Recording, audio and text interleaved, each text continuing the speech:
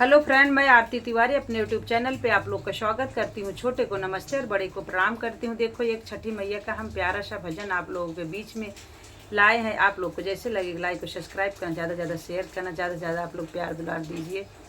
राधे राधे, जय माता दी। बोलो छठी मैया की जय हो। छठी मई के ऊचिया टरिया, ओहो पेर चढ़े लौ ना जाए। छठी मई के ऊचिया टरिया, ओहो पेर चढ़े लौ ना जाए। लिही है कवन दे कुदरिया, घाट दिहले बनाए। घाट दिहले बनाए, पहिनी आरती दे पियरिया, चली अरे गजे दे।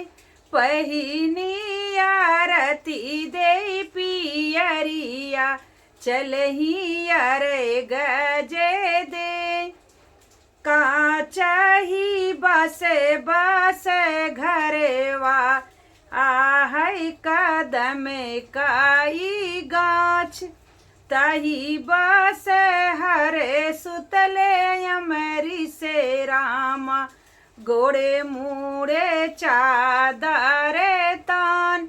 गोड़े मुड़े चादर तान, अरे बैठै जगावैया रती देई। उठा स्वामी भये भीनुसार, उठा स्वामी भये भीनुसार।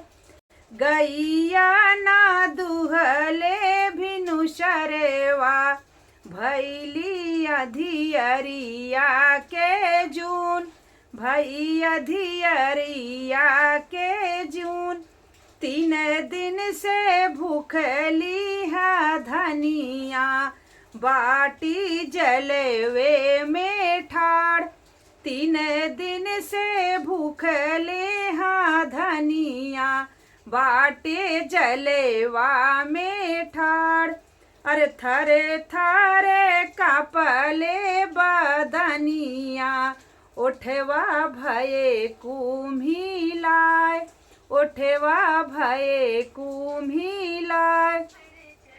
छठी मई के ऊचिया टरिया, छठी मई के ऊचिया टरिया, ओहो पेर चढ़ऊ ना जाए।